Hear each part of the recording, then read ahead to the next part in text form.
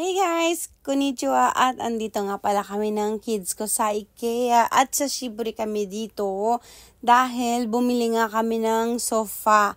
At nandito kami ngayon sa restaurant kasi nga tapos na kami mamili at nagutom na kami ng mga bata. At nandito na kami namimili na ng mga gusto nilang pagkain. So syempre ang haba-haba ng pila dyan.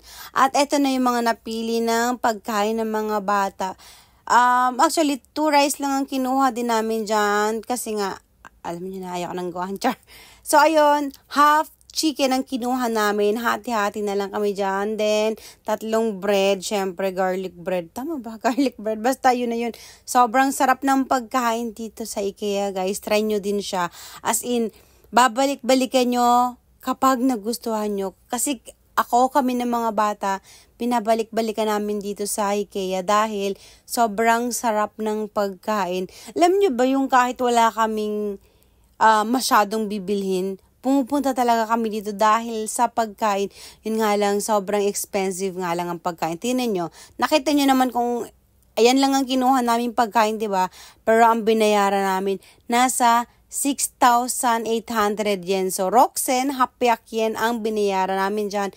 Ayan lang siya, guys. So, ito lang ang pagkain na yan. Sobrang pricey niya. Pero, kahit naman sobrang mahal niya, talagang masarap siya. As in, solid na solid. Talagang solved kami ng mga bata dyan dahil sobrang sarap talaga. Tapos, itong chicken naman, half chicken siya.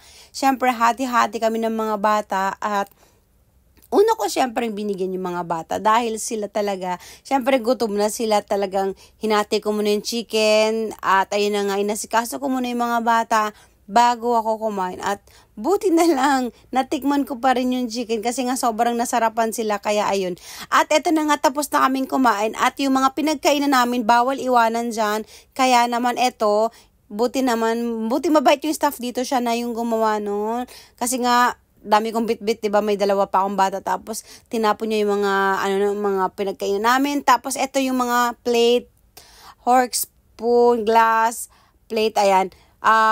Yung kasunod ko naman na ojisang na lalaki, sabi niya, siya na ang maglalagay. Diba? Ang bait.